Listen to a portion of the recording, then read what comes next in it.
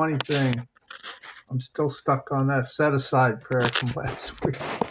This is the first time I heard it, even though I've been in this Zoom thing for months now. And so, the set aside prayer, set aside everything I think I know about this, about that, about the other thing. Set aside everything I think I know. So, to me, that's kind of like, as Sarah was saying, oh, when you're born, you're terrified for some reason. Well, when you're born, you know nothing, right? So basically, another phrase that I heard today in one of the prayers, or maybe in the actual, as the woman was speaking with the waves crashing behind her, we were reborn. So basically, to set aside everything would be like to wipe your brain and start all over again. Because as a 2-year-old or a 3-year-old, not that we can even remember that far back, but I guess somewhere in our subconscious we can remember things that happened when we were 2 or 3, because as soon as you're born, you're being conditioned and you're being trained and you're being programmed and set in front of a TV set watching commercials so that that Maxwell House is the best coffee to buy, and that Chesterfield cigarettes will be the best cigarettes to buy, and that this alcohol will be the best alcohol to drink, and all those things that we were conditioned into, and all that set aside prayer is asking us to release all that, everything we think we know. Is it easier? Is it safer to drink beer than wine? Is it safer to drink vodka than wine? I mean, all those things.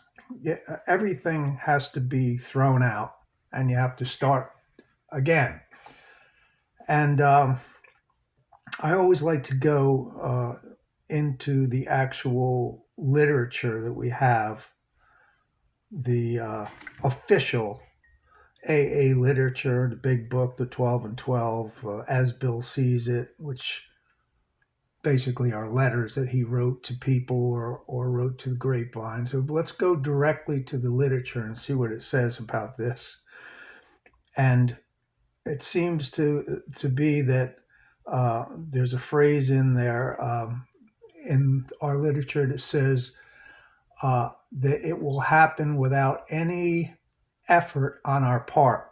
Like it's just you can bang your head on the wall and you can try to stay sober and you can try to control your drinking as much as you want, but when you finally do lose that obsession and that craving and the desire for alcohol, and alcohol becomes uh, like a flame that you recoil from instinctively, that will all be given to you no matter how much effort you put in. You can do your 90 meetings in 90 days. You can do 180 meetings in 90 days, or like our old friend Brian used to say, he would spend 4 or 5 meetings a day, and in between meetings he would walk around and say the serenity prayer over and over and over again, because that's what he needed to stay sober. But actually, you're not going to be able to achieve that sobriety and lose that obsession and that desire to drink until it's given to you. That's what our literature says. So all the work and all the effort that you put in really is meaningless, because we have no power. That's another thing that our literature tells us. We, individually, as a human being, have no power to do anything. I can't help anybody get sober. I couldn't even help myself get sober. It was given to me as a gift. I used to stay dry for a year at a time. I think I had 2 years at a time once before the program. And somewhere along the line, I guess my higher power, whoever, whatever it is, decided that he was going to lift that obsession from me. I hear people talk about that. Uh, the people who are here right now can probably point out to the fact that they struggled with alcohol for years, uh, until suddenly one day they just found their way into an AA meeting somehow. And, your ego can try to take credit for that. Well, I know I had a problem, so, it was suggested that I go to AA by the court or the judge or something like that. But, I've met lots of people. I don't know what the success rate is in AA these days. I've seen so many numbers. It's only 15% of the people that go to AA meetings that are going to stay sober for any significant period of time. But somehow the people who we have here today, I know all have years of time. And so this request that the set aside prayer seems to be making, that it's asking me to set aside everything I think I know.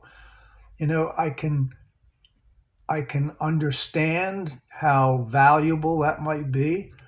Wouldn't it be nice for me to just wipe my brain clean of all the prejudices and all the fears and all the false beliefs that I have, and all the anger and all the trauma and all the resentments that I've developed over 70 something years, and just start free right from the beginning again, like a clean slate, and see the truth.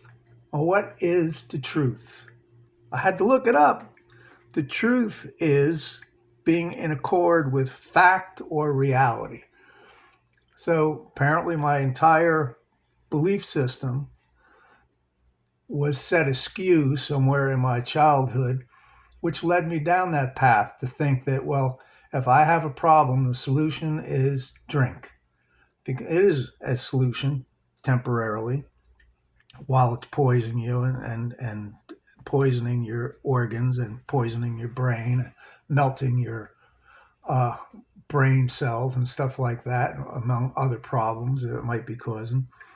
Uh, do I have time left in my life to totally clean out my side of the street and start everything all over again? I don't think so.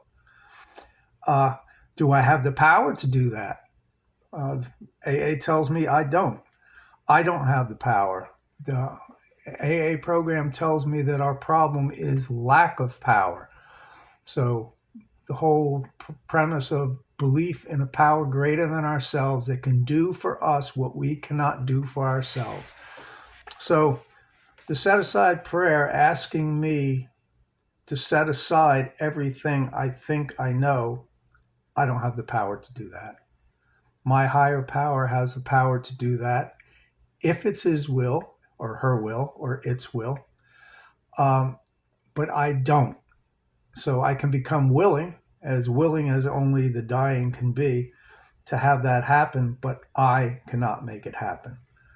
Um, and I'm sure that next week, when Keith, God willing, you're here again and you can say the set aside prayer, I'll probably hear something that I didn't hear today. And in the meantime, I'll make every effort I can to set aside the beliefs that I've developed over 7 decades of life, and try to start with a fresh point of view and see reality and see the facts. Thanks for listening. All right. Thanks for sharing.